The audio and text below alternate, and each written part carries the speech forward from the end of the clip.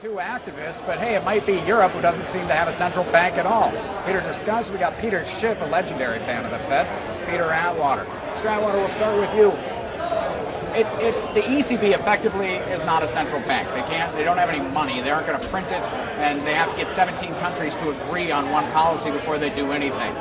Is that actually a better situation for them? Well, I'm not sure that that's entirely correct. I mean, of anybody within the EU today who has the ability to do something and to do something quickly, I would say it is the ECB much more than the EU, the EC. But don't we have to rip up the entire contract that founded the place to make them more effective? I mean, the ECB is somewhat hamstrung by their inability to really make policy by themselves. Well, they're hamstrung, from my opinion, by the divisiveness that exists within the organization itself. And to me, that's no different than the Fed that situation is here.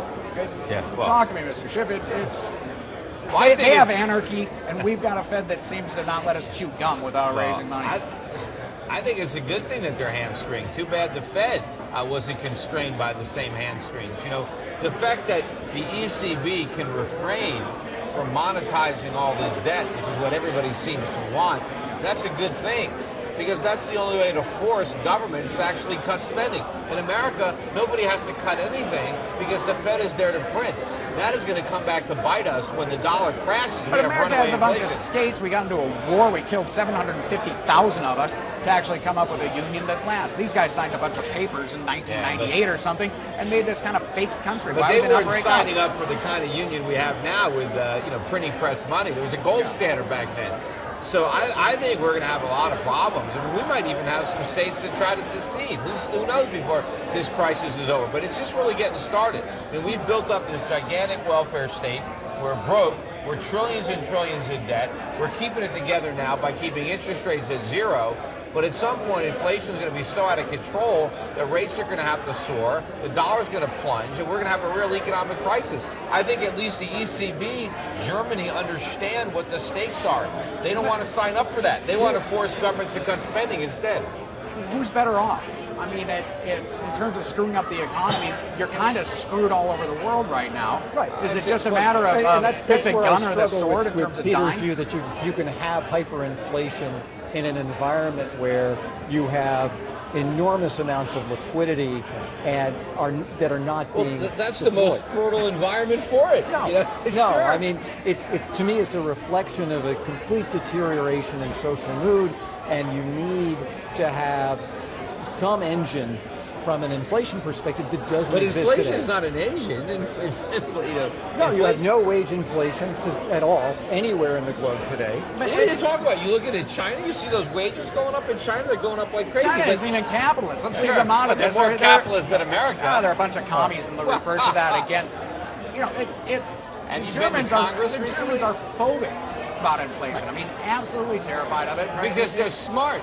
Because they're fighting the last war. I mean, but no, that's this war. Wait till we get ravaged by it. You know. But we've been waiting. We've been waiting. I mean, the end's been near for.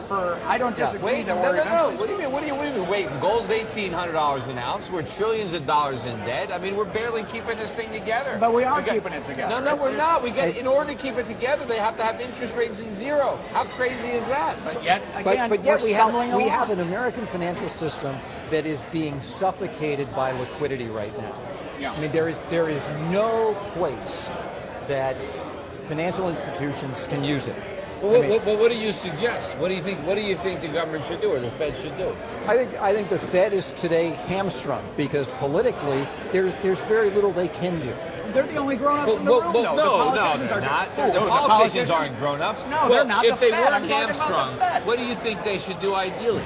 I think that the Fed should continue to, provide, more amounts of liquidity because But that's they're just fighting. inflation. Why should they keep printing money? That's not going to help Because us. no one else is doing anything. What do you mean? Bernanke's been raising his hand like an old man in a basketball game. but printing the money size of outta the here. Fed balance sheet, and there's still no inflation. There's plenty. What do you? That's the definition of inflation. Like, what do you think? And prices are going up. Look around you. I mean, prices for everything are going up. And just printing more money isn't going to solve the problem. The problem is we got too much government. Yeah. They're spending too much. They're regulating too much.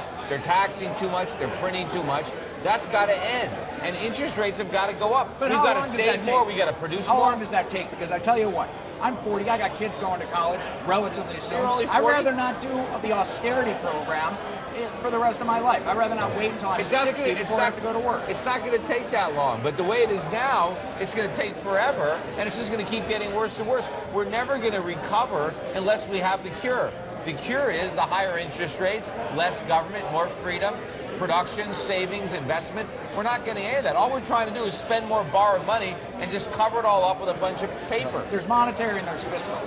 Yeah, that's my point about no one being in the room, because we have no fiscal policy. We have anarchy, and it's all going to be that way. Because the Fed allows it. If Ben Bernanke jacked up interest rates and said, I'm not buying any of these bonds, then the government would have to cut spending. They'd have no choice. If they did that, the Republicans and the Democrats would point at each other, and they would be gridlocked, and they'd both blame each other, and they'd have a pissing match for the next 5 years. They'd have to do something. They'd have no choice. Nobody would buy those bonds. They couldn't. In fact, they couldn't even afford to sell them because they couldn't afford the interest. Whose bonds are they going to buy? Huh? They're not going to buy any bonds. The Fed has to stop buying bonds and let interest rates go up and force Congress to cut spending. I don't think you're going to like what you see if you see interest rates go up. No, it ain't going to be pretty, but at least we'll have a recovery then. Well, thank goodness no one has the yarbles to control Congress in the least. I mean, we have the deficit committee that was the biggest circus in the history of the world. But in the meantime, make sure you got gold. You own a lot of gold? I own a lot of gold. You own a lot of gold? No. Well, you better start buying some. No. You're gonna be broke then, huh? Hey, it's shiny. That's all It may not be right, a currency, but it's going up. It's money. That's right. No, I don't keep it in my basement. I keep it in my portfolio. It has You don't no own any utility. gold? None. No. Well, how are you going to survive when gold's money again? The economy's not set up, though, No, Peter. but I can't take my gold dust to the grocery store. I can't walk into Kroger's and say, there's a few gold bits. Hey, I'd like a loaf the of clients bread. of my foreign bank can. I got the world's first gold debit card I'm selling using at my foreign bank. You get a debit card, it's backed by gold. Buy anything you want. That's not bad. Yeah. All right, All get right. one of Peter Schiff's debit cards. You can't be American now. Thank the U.S. government for Yeah, that. the most patriotic thing we can do is probably move to Canada right now, vote with our feet. Thanks so much, Peter Atwater and Peter Schiff.